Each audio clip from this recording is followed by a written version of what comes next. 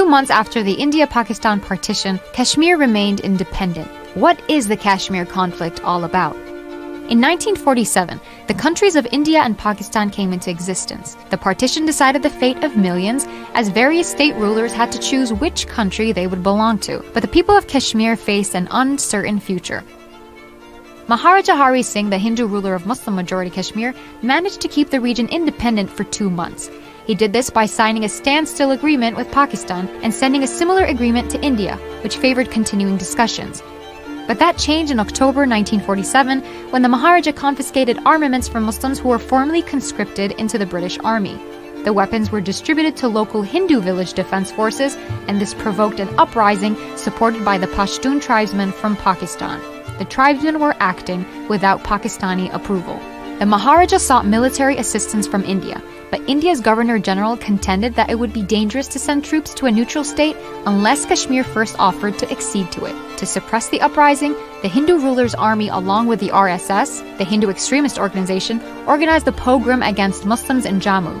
There is a dispute over the number of Muslims that were massacred and could be anywhere between 20,000 to over 100,000. This massacre was part of a widespread violence in the subcontinent in which reportedly over 20,000 Hindus and Sikhs were also killed.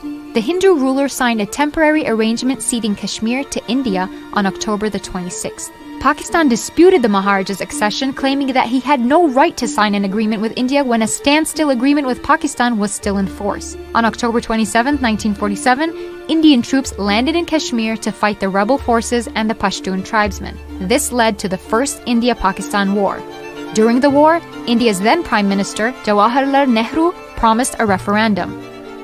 The fate of the state of Jammu and Kashmir is ultimately to be decided by the people. The pledge we have given not only to the people of Kashmir, but also to the world. We will not and cannot back out of it.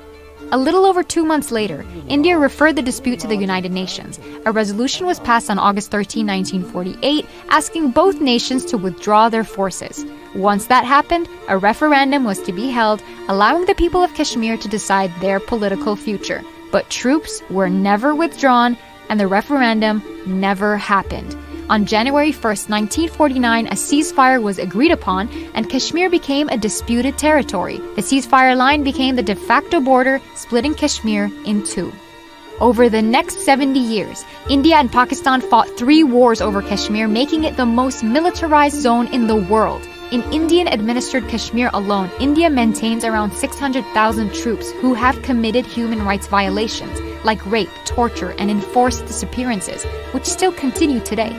The number of people killed in Kashmir are estimated to be from 50,000 to 100,000. Pakistan also maintained a heavy military presence in the part of Kashmir that it administers. A report by Human Rights Watch describes Pakistan-administered Kashmir as a land of restrictions on political rights and civil liberties.